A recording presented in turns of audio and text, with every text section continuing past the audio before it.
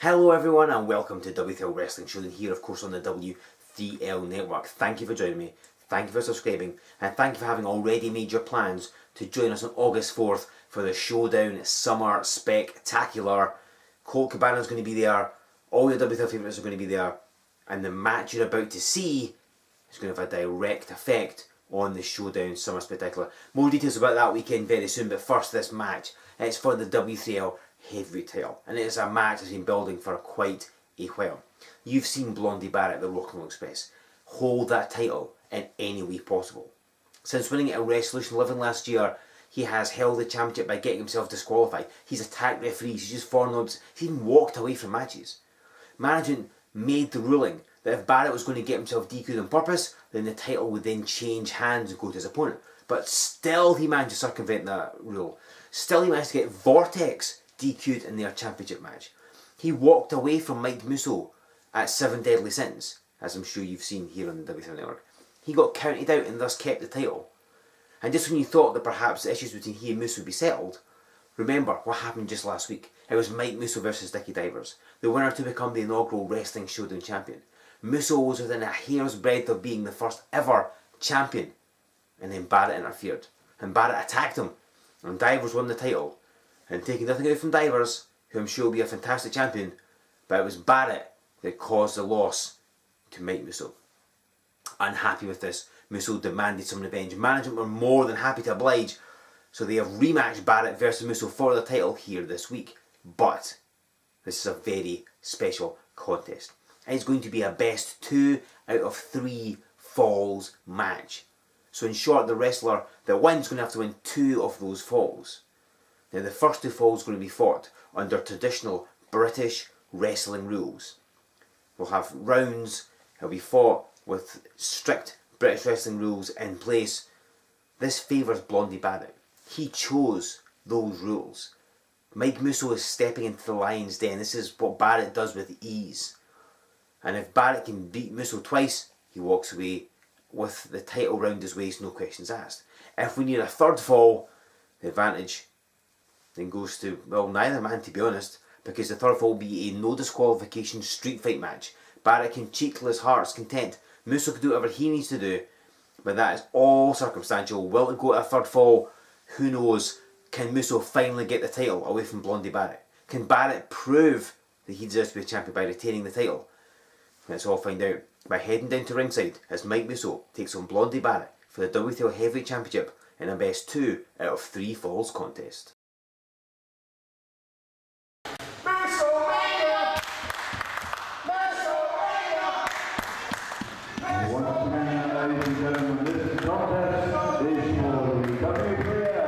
Heavyweight Championship. The corner to my left is the defending champion, the Rock and Roll Express, Barratt. Opposing him, the challenger, Scotland's own, Mike Musso. The first 2 falls to be decided by rounds.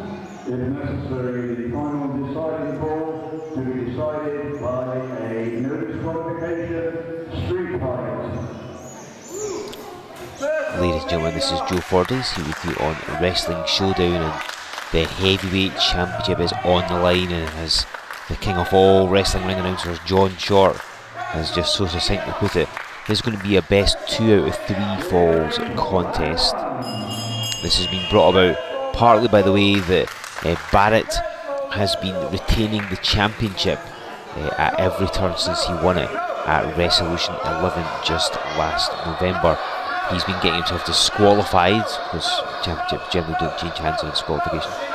So management instituted the rule that if Barratt got disqualified in the match, therefore the title would change hands. So to that end, he got himself counted out, he got somebody else disqualified. He's always found a way to retain it. And if you watched Showdown last week, you saw Mike Musso facing Dickie Divers in the finals of the Wrestling Showdown Championship Tournament, as Musso certainly not wasting any time. It looked like things were going Musso's way, but Blondie Barratt interfered, smacked Musso with the Heavyweight Championship belt, and it's a Heavyweight Championship belt as well. Effectively knocked him cold, as Barratt now backs Musso up. And as a consequence, Divers defeated Musso to become the first ever Wrestling Showdown champion. Now, Musso then demanded his rematch for the heavyweight title as soon as possible, so management have given it to him here this week on Showdown. If you were with us in night 1 of 7 Deadly Sins in Musselburgh, you will have seen these two men fighting for the heavyweight championship, because Barratt got himself counted out in that match, and Musso, as a consequence, won the match but didn't get the title. So management have put this match together, giving Musso his rematch, and have made it a best 2 out of 3 falls stipulation. Both of these out wrestling each other here. Now the first fall is going to be fought under somewhat traditional British wrestling rules. So we're going to be seeing it fought over a series of rounds until we get somebody wins 2 falls effectively. If it goes to a draw, and if we need a third fall, then the rulebook has been thrown out the window for a street fight, but of course that is mere speculation. So just applying that top wrestler on Blondie Barratt. Just a bit of a change, because Musso doesn't always get the chance to show off his wrestling ability. Often he's more in a brawl or a high impact slamming suplex style match, but he can certainly wrestle with the best of them. And oddly, so can Blondie Barratt. So he takes out Musso. You've seen him before. Musso tried to get out of the way there. This has been fought under as close to traditional British wrestling rules as possible to get. So there are certain differences that you might see in this match you wouldn't see in a standard W3L contest. So he takes down Barratt by taking down the ankle. And Barratt traditionally spends a lot of time stalling, he'll cheap shot, he'll break and bend rules. Oh, that's the first round over. It's just backing up. And a handshake. Something sporting. That's a thing that we don't normally see from Barratt, but he's a fine wrestler. He's a very good British style wrestler. He just chooses not to show it. But he is able to. So both men getting a short rest. And the second round will start. Round 2, there we are. I believe it's going to be 6 rounds. So both men need to gain 2 falls across those 6 rounds, and that'll end the contest. Again, under a best of 3 fall stipulation. Now, when Barratt was approached about this match, when management said they were going to give Musso a rematch due to Barratt's shenanigans at 7 Deadly Sins Night 1, Barratt was somewhat reluctant to go for the 2 out of 3 fall stipulation, but was told that he would get some say in the fall, so it was he who requested the British style rules for the first 2 falls. Musso backs him straight in the ropes, getting a little more aggressive. Barratt doesn't like that. And it was management's call to throw the rulebook out if we do need a third and deciding fall, but that is again simple conjecture at this time. See, Musso backs Barratt right in the ropes yet again. And Barratt not happy. I think he wants to show that he can beat Musso at his own game. This is Barratt's territory, traditional British wrestling, thing that Barratt's a master of. With that though. He's back right in the ropes, and a handful of Musso's hair. Seen Barratt do this before. And Musso pushes Barratt. Puts on the headlock. Right sides of the ropes. And Musso just knocks in the shoulder tackle. Barratt trying for a hip toss. Ducks it. Musso just taking the arm. Working the other arm. Just showing that he can out wrestle anyone.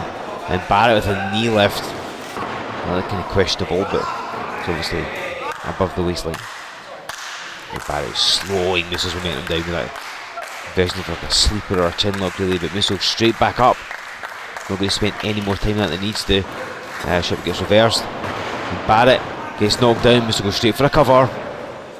So things about British wrestling, traditional British wrestling style rules, is that as Musso goes to cover again, if you knock your opponent down, you're not allowed to attack them unless it is a continuation of the previous move. And Musso's kind of just doing that. You're trying for as many pinfalls as you can. Getting that first fall in a 2 out of 3 falls match is so important, certainly psychologically, because it means your opponent has to play catch up.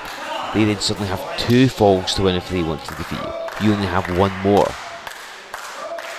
So that first one is all important. And Barratt with the crucifix. Not a move he often uses. Nearly got Musso. I think even Musso was surprised by that one. Barratt thinks it should have been 3. Could just tell him it was definitely 2.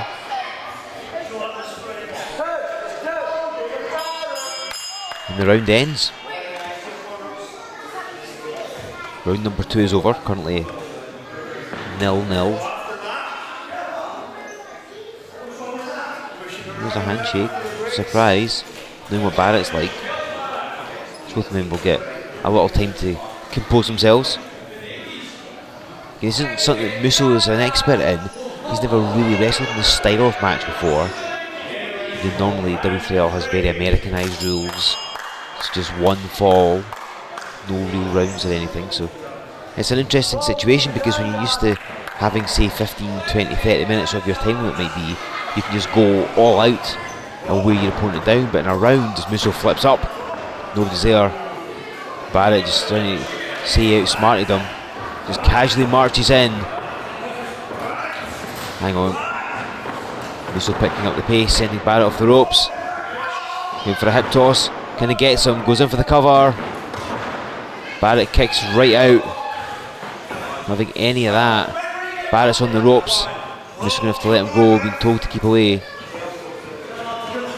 Musso charging him. Oh, hang on, Barratt gets him with a roll up, folds him in half, and scores the first fall in round 3.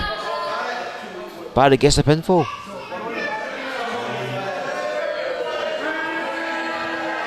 So Blondie Barratt scores the first fall. Round 3, Musso charged at him, Barratt rolled up and pinned him. Great psychology. Oh, now Barratt wants to shake his hand. Clever move by Barratt, gets that first fall on the board, makes his life a little easier. The point I was going to make earlier on was, if you're not used to rounds, if you've got the match heading your way and you build momentum, for the round to suddenly end means that all your momentum stops and you effectively have to restart the match from scratch at the beginning of the next round. So it can be really difficult if that's not something you're used to, having to rebuild your contest, pick up from where you left off. So this is why this favours Barratt, and the reason he chose these stipulations. So we're continuing in round 4 now. Musso applying the full Nelson. And an arm drag.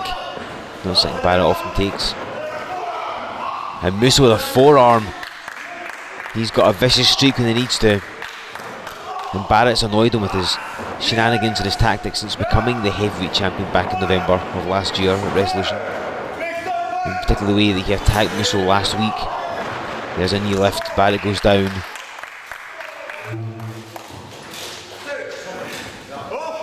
Musso's got him again. Sends him across the ring. Barratt held on. That was clever. Roll to the floor. Having none of it. So the referee will start to apply a count. And Barratt looks like he's disappearing under the ring.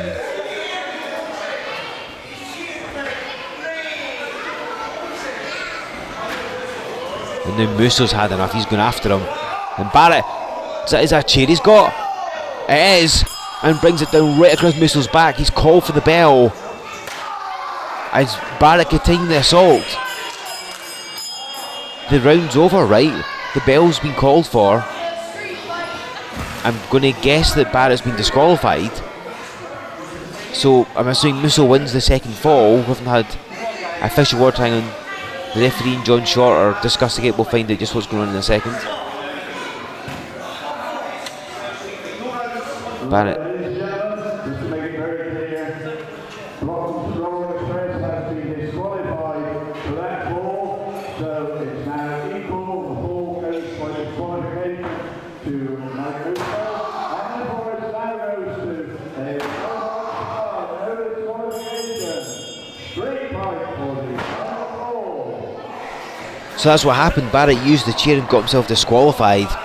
I'm assuming not on purpose. Maybe it was. Who knows? it certainly benefited him because he was just damaging Musso with that chair. It's now a street fight. Anything goes. No rules at all. And Barratt's already got the advantage. It's now one fall apiece. But Musso's been battered with the chair. His ribs will be sore, his back will be aching.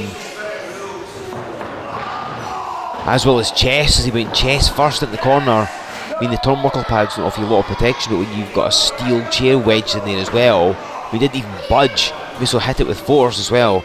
It's going to knock all the air out of his lungs. And Barratt's got that chair. And down across Musso's back. And this is perfectly legal. Anything goes. See Barratt just jabbing it in the back of Musso's neck, grinding his face against the canvas. And there's nothing that the ref can do. He's trying to warn Barratt. He can't really disqualify him though. This is part of the stipulations of this match. Both men did sign for it. I mean, the referee does have a duty of care to look after the participants in the match. He's applying a count, but I mean, Barratt doesn't have to break. But I'd like to think that he would, because I mean, he could potentially just asphyxiate Musso, which is not something that anybody wants. Now Barratt put the chair back into the corner. Barratt is stalking around the ring. A couple of little kicks to Mike Musso, just to remind him that he's there and he's in charge. Barratt now leaving the ring. Going under there, what's he going to go now for now? Barratt's doing some more plunder. He's got another chair. Now one was bad enough. And one was doing enough damage to Musso. He's now got a second one.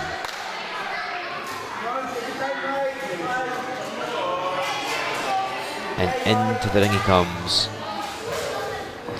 Oh, right to the midsection. Two chairs now being used. And again, this is perfectly legal. This is what both men agreed to. That street fight stipulation management threw in. It's not really the kind of thing Barratt does, but felt like he had to go for it. And he's actually made the most of it. He arguably out-wrestled Musso in his style of fall at the beginning.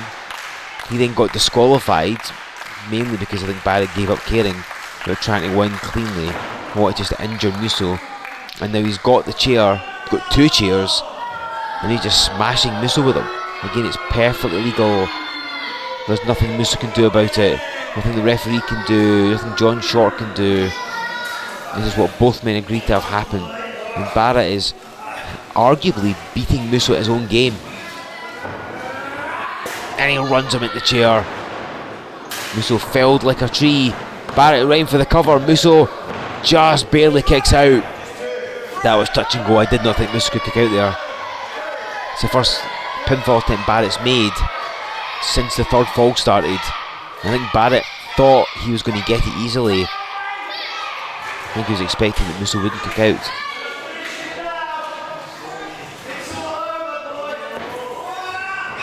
Hang on, Musso moves, and the chair ricochets back and smacks Barratt in the head. He swung it at Musso, it hit the rope and shot backwards. Oh, Musso's picked him up, going for the blunt force trauma. And Barratt tried to get away, do you see that? As he landed on his feet, he knew what was coming, he tried to back away, but Musso had to reapply, grab Barratt and hit the DDT. And that may have cost him, because Barratt rolled one way, Musso rolled the other, and Musso unable to continue. Unable to go straight for that cover, and he's dragging himself across the ring. Slowly drapes an arm. Could Musso get it? Could he win the match? And Barratt kicks out. So close. The one thing we've not mentioned is the fact that because the heavyweight title's on the line, Barratt is going to continue his reign if he wins. Musso could make history. A 5-time champion he'll become, and it's a title that has eluded him since at least 2012. Big close in the corner. Reversal. Barratt squashed the avalanche. Launched in the corner again. And takes a backdrop. And his head came very close to the canvas. Didn't get a lot of height on that. I think that shows how tired Musso is. Otherwise he may have shot him at the ceiling. Musso getting ready to climb the turnbuckles. Barratt, hang on, grab the chair. So then Musso realises and takes it in the ribs. This is so important to Barratt because he wants to continue his heavyweight championship reign.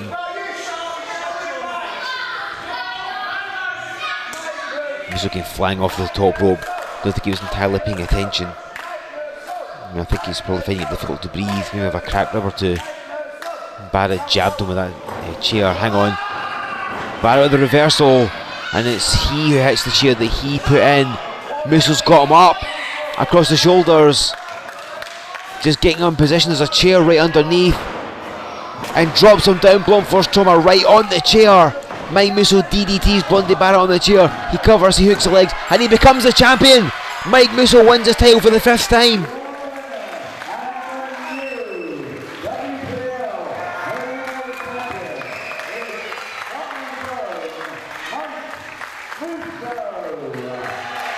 So Mike Musso does what appeared to be the unthinkable. He's found a way to get past Blondie Barratt. No DQs, countouts. Barratt was unable to retain. Musso beat him fair and square, 2 out of 3 falls, blunt force trauma on a chair, and Mike Musso makes history. He is now a 5-time W3L Heavyweight Champion. Congratulations go to Mike Musso for finally unseating Blondie Barratt to become the new and first ever and only 5-time W3L Heavyweight Champion. I'm sure he's going to be celebrating into the wee small hours, and deservedly so. And I said this match may very well affect the Showdown Summer Spectacular coming up at the Ice Arena in Kirkcaldy on August the 4th. And chances are it will. Who's going to step up to face Musso for the title? We'll find out very, very soon, I am sure. Now you can see the poster. You look, Colt Cabana is joining us at the Ice Arena. A whole bunch of WTL favourites as well. Last year's Summer Spectacular was a spectacular, and this year's promises to be no different. And if that is not enough fantastic action for you that weekend, the night before, it's us and SSW joining forces to present an event in Linlithgow, and then the night after the Showdown Summer Spectacular, we head to Berwick upon Tweed. So it's 3 events that weekend that you can come out, show your support, see Colt Cabana in action, see the new heavyweight champion in action. It's going to be an awesome weekend of professional wrestling. And speaking of awesome weekends of pro wrestling, September 21st, mark it in your calendars, in your diaries, or on whatever app you use on your phone to remind you of what day it is, because that is the date for Resolution 12, the biggest W3L event of the year, maybe of all time as well, and it emanates from the Rothes Halls in Glenrothes, September 21st. We are going to be hitting there. You can go to the website for more details on that. And after the Rothes Halls, we return to the north of England for a couple of events, so another cool weekend of W3L action. For details, for tickets, for everything you ever want to know, hit up our website. We're at w3lwrestling.com. Make sure you give us a like on Facebook if you haven't already. Follow us on Twitter, you really should. Join us on Instagram. Make sure you subscribe to this channel. Use the hashtag W3L Wrestling Showdown. Tell us who you want to see at the Showdown Summer Spectacular. Who should face Mike Musso? Who should his first challenger be? Who should Colt Cabana be wrestling? What should be happening at Resolution 12? Get in touch with us, interact via social media, and make your thoughts known. Ladies and gentlemen, what a week it's been here on Wrestling Showdown. We have a brand new heavyweight champion. What's going to happen next week? Who can say? But if you join me back here in 7 days, you'll find out right here on the W3L Network.